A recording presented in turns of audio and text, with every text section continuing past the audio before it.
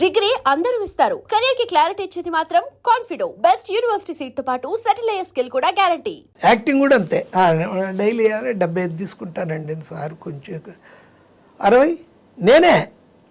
వాళ్ళు అనక్కర్లా, రండి 2 రోజులు లాగా ఆలోచించుకొని రండి, అలాంటి ఉండవు. అప్పటికప్పుడు తెగిపోయి అడ్వాన్స్ ఇచ్చేసేయాలి. అడు గుమ్మం దాటి వెళ్ళకూడదు. ఇంకా ఫోన్లో మాట్లాడారంటే పడిపోవాలి అకౌంట్లో, వదలకూడదు. అంతే, మనకి డేట్ ఉండాలి, అంతే ఇచ్చేయడమే. చాలా క్లారిటీ అండ్ చాలా అట్లా అట్ ద సేమ్ టైం మీ ఆత్మాభిమానం ఎక్కడ మీరు అది దెబ్బతినకుండా కాపాడుకున్నారు.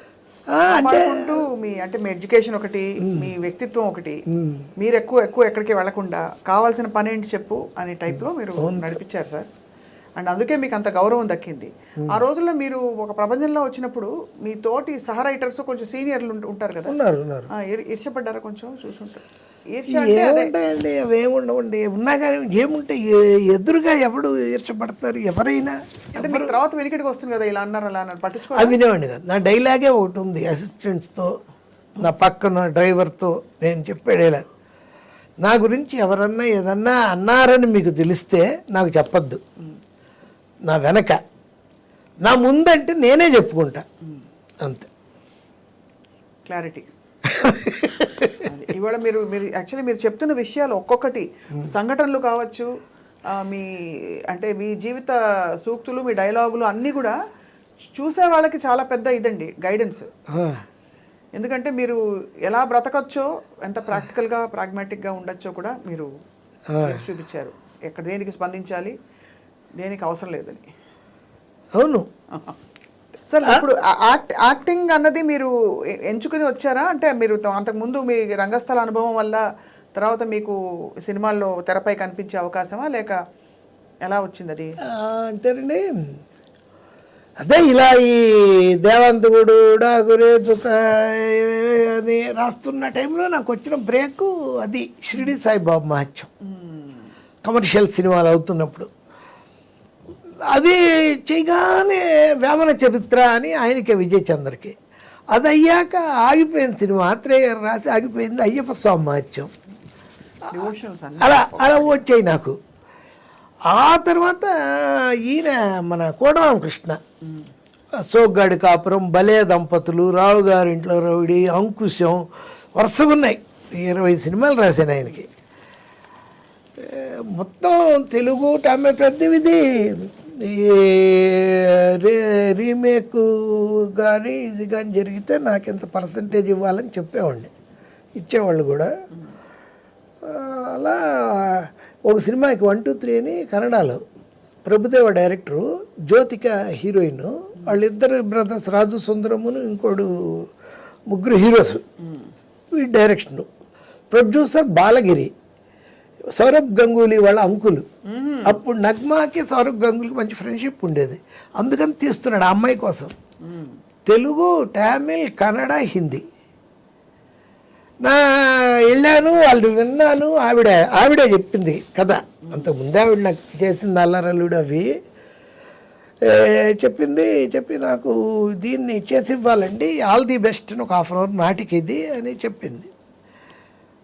వెంటనే అలా చెప్పింది. ఇప్పుడు మనం ఎలా ఇంటర్వ్యూ చేస్తున్నాం, వెంటనే అది ఎలా చేయాలి ఏంటో మొత్తం చెప్పేశారు. రికార్డ్ చేసుకున్నారు. అమౌంట్ అడిగింది. ఆవిడ రికార్డ్ చేసుకుని లేస్తూ ఉంది. అయిపోయాక లేస్తూ ఉంటే నేను, మేడం మనం ముఖ్యమైన విషయం మాట్లాడలేదను, we're not talking about the main thing, what's that money అని.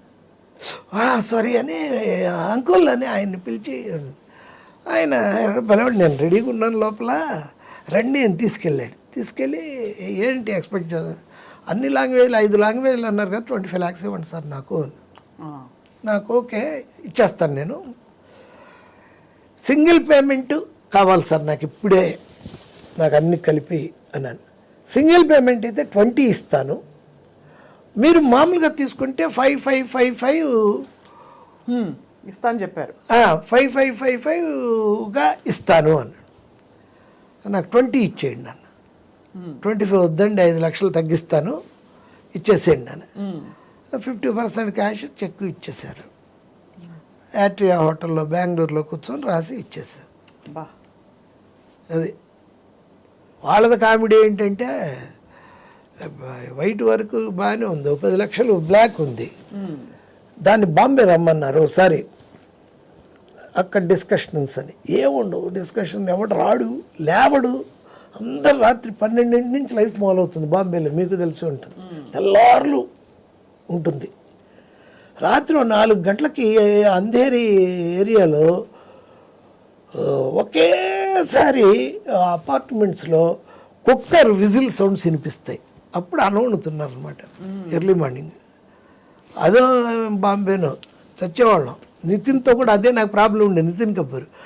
1 గంటకి మేము సిట్టింగ్ అయిపోయి కలికాలం సినిమాకి, ఓకే సార్ ఇప్పుడైతే మనం 4కి కలుద్దాం అని వెళ్తుంటే అతను ఎంట్రీ, గుడ్ మార్నింగ్ సార్ అని.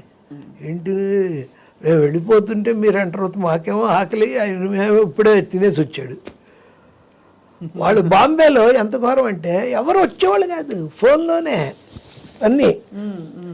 సార్ మీకు మా డ్రైవర్ వచ్చి అమౌంట్ ఇచ్చేస్తాడు, ఫ్లైట్ టికెట్ ఇచ్చేస్తాడు, ఆ కార్లో మీరు దిగిపోండి అని.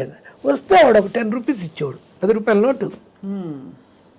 వాళ్ళు ఏంటండి అంటే, ఏం లేదు సార్ మీరు హైదరాబాద్ ఎయిర్పోర్ట్లో దిగ్గానే ఒకడు వస్తాడు మీ దగ్గరికి, ఈ 10 రూపాయలు ఇస్తే మీకు క్యాష్ 10 లక్షలు ఇచ్చేస్తాడు. ఇదేంట్రా బాబు ఏదన్నా ఇరుక్కుంటావా ఏంటి గొడవ, ఇది హవాలా చేయిస్తున్నారే అని.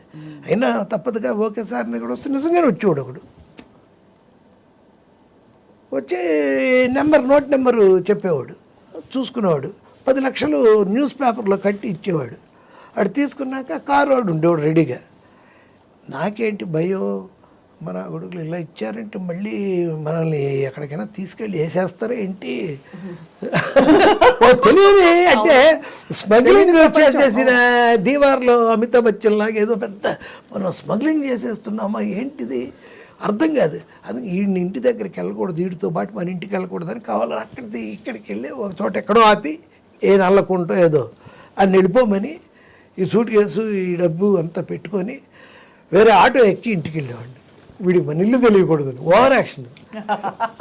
అన్నీ చూసారు సార్ మీరు, అన్ని రసాలు, అడ్వెంచర్ రసం కూడా ఉంది కదా.